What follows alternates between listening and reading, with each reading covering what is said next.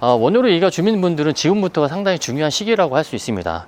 지금부터 1년 동안 주민 동의서를 받게 되어 있는데요. 1년 동안 도심 공공주택 복합사업을 할지 말지에 대한 의견서, 찬성이냐 반대에 대한 의견을 표시를 해야 됩니다.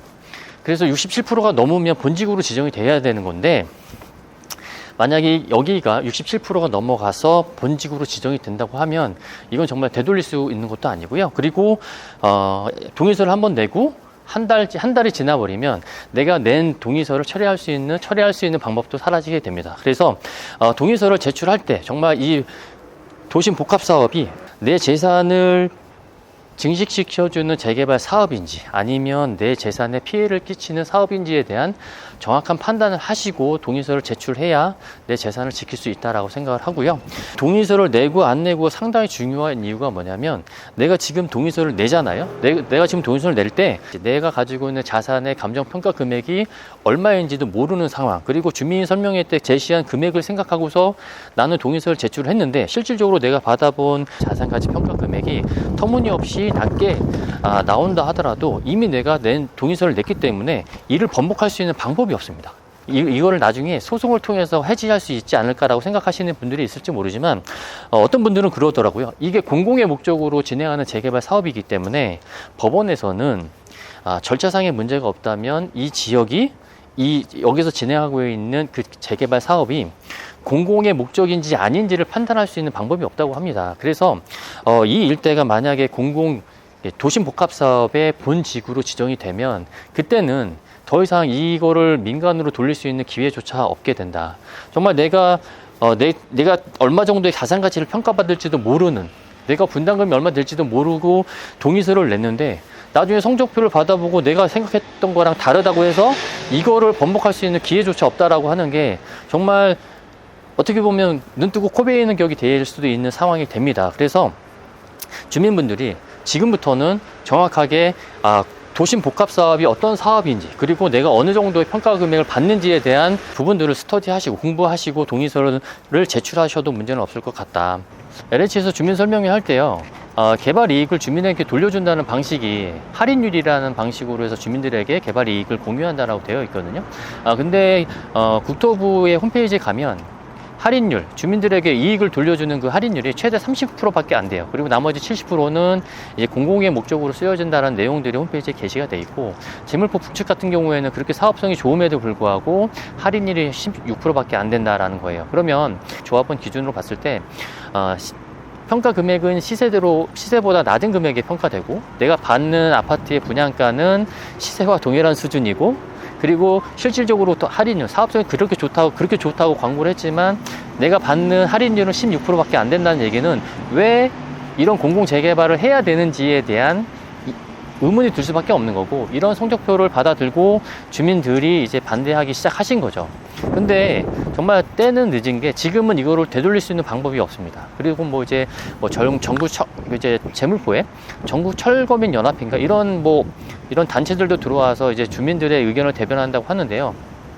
사실 이런 단체들이 들어오고 재개발은 진행 안 되고 해제도 안 되면 정말 이것도 아니고 저것도 아닌 상태로 계속 시간만 끌려다닐 수밖에 없는 상황이 된다라는 거고, 그리고 더 큰 문제는요, 내가 한번 평가를 받았기 때문에 이 평가받는 금액은 변하지 않는다는 거예요. 그럼 내가 나중에 10년이 됐든 10년, 20년이 됐든 그 시점에 내가 들어갔을 때 그 시점에 분양가는 다시 책정될 수 있기 때문에 이 시간에 따른 자산 가치에 대한 증가분이 내게 아니라는 겁니다. 이런 부분들이 사실은 재개발 주민 설명회에서 정확하게 알려지지 않았고, 이런 공공 재개발을 이제 추진하시는 분들이 정확하게 알려주지 않고, 어떻게 보면 정말 말도 안 되는 얘기들로 주민들을 설득하고 있는데요. 그런 분들이 중요한 게 아니고 내가 정확하게 알아야 된다는 게 또 중요하고, 내가 정확하게 알아야 내 재산을 지킬 수 있다라고 보시면 될 것 같아요. 그래서 재물포 원효로 이가의 부동산을 갖고 계신 분들은 이제부터는 정말 정확하게 아시고, 정말 눈 가리고 귀 가리고 이렇게 하지 마시고 정말 한번 보시고 다른 데 사례들 보시면서 이 일대가 공공 재개발이 돼야 되는지 안 되는지 충분히 판단하신 다음에 결정을 하셔야 될 것 같습니다. 그리고 이제 공공재개발인 도심복합사업의 가장 큰 단점은 21년도, 예를 재물포의 예를 들게요. 재물포가 21년도에 후보지로 선정이 됐거든요. 근데 지금 평가는 이 시점에서 했어요. 이 시점에 했는데 이 시점에 한 것도 2년 후의 미래 가치를 반영해서 평가한 금액입니다. 그러면 공동주택 같은 경우에는 거래사를 비교법으로 평가를 하잖아요. 그럼 21년부터 거래를 못했는데 거래 못한 21년 기준으로 평가를 하는데 그 사이에 있었던 부동산 가치 상승의 이런 부분들은 철저하게 배제가 된 상태로 평가를 한다라는 거예요. 그러면 정말 공공의 목적으로 내가 가지고 있는 재산을 뺏길 수 없고 나는 손해를 보지만 내 재산을 뺏겨서 남 좋은 일 시키는 그런 일밖에 되지 않는다라는 상황이 사실 재물포에서 벌어졌거든요. 민간 재개발에서 850세대 정도 되는 현재 소유주가 3,500세대 정도 되는 대단지로 아파트로 갔을 때 민간으로 했을 때 비례율이 얼마 정도 되는지, 그렇게 했을 때 내가 추가 분담금이나 1+1을 받을 수 있는 가능성이 얼마나 되는지에 대한 부분이라도 한번 고민해 보시고 찬성, 반대를 하시는 게 내 재산을 지킬 수 있는 가장 유일한 방법이다. 그리고 지금 이 시기를 놓치면 나중에는 정말 되돌릴 수 없는 상황이 된다라는 점 명심하시고 내 재산을 지키기 위해서 좀 더 공부하시고 알아보셨으면 좋겠습니다.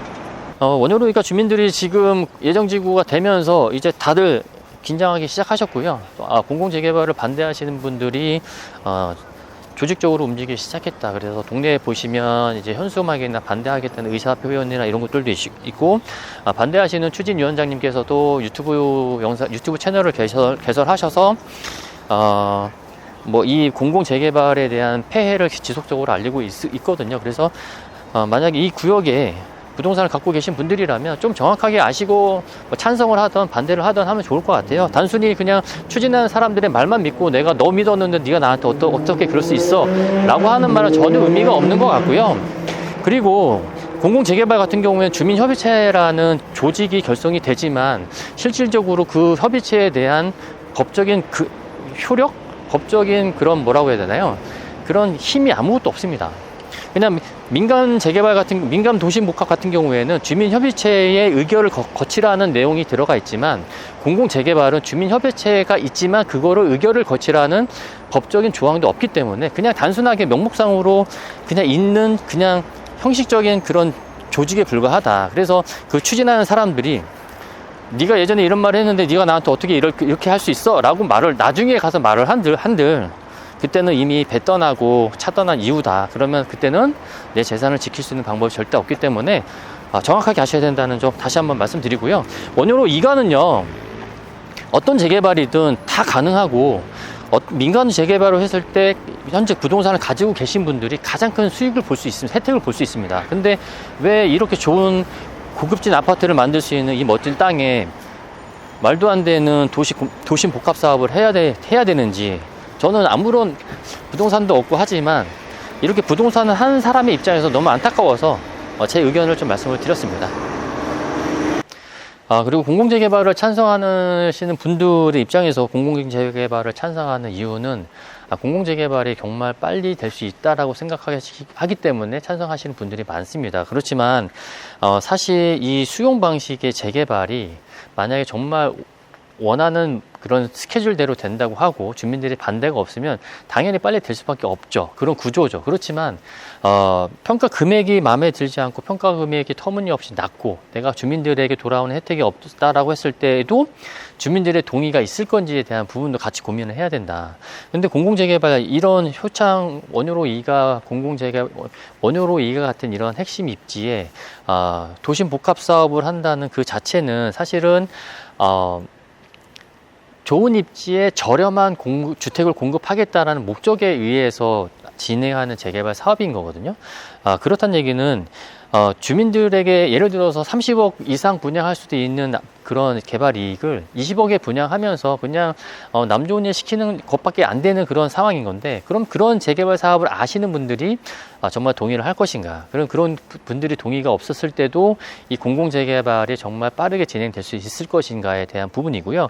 아까도 재물포 얘기를 잠깐 했지만 전국 철거민 연합회나 공공재개발을 반대하시는 그런 연합회까지 들어온다고 하면 이 일대는 경우에는 재개발이 진행되지도 못하고, 그렇다고 공공재개발 본지구가 해제되지도 못하고, 그 상태로, 이런 상태로 시간만 하염없이 갈 수밖에 없는 그런 상황이 될 수밖에 없다. 사업시 인가나 이런 것까지 다 난 상태에서 주민들의 동의가 없다라고 하면 이 본지구 해제도 안 되고 재개발 사업도 안 되고, 이 상태로 슬럼화가 되는 것뿐만 아니라 내가 평가받은 그 평가 금액이 나중에 올라갈 수 있는 방법도 없습니다. 그러면 2021년, 2022년 이 시점에 받은 평가 금액이 입주하는 시점이 10년이나 20년 이후에 그 시점으로 반영되는 것이기 때문에 그런 부분들도 같이 생각해서 주민들이 원하는, 모두가 원하는 그런 재개발 사업이 돼야 된다. 그냥 단순히 쪽수로만 밀어붙이는 게 아니고요. 주민들의 이런 전체적인 호응을 이끌어서 가는 재개발 사업이 필요할 것 같다라는 생각이 듭니다.